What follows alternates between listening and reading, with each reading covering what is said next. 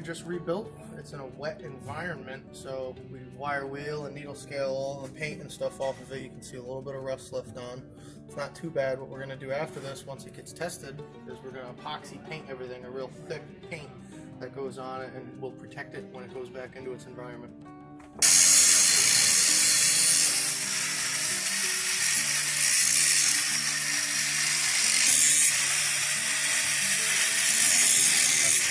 Barrel over here, we had to remove the base plate, so we'd get all the way through it.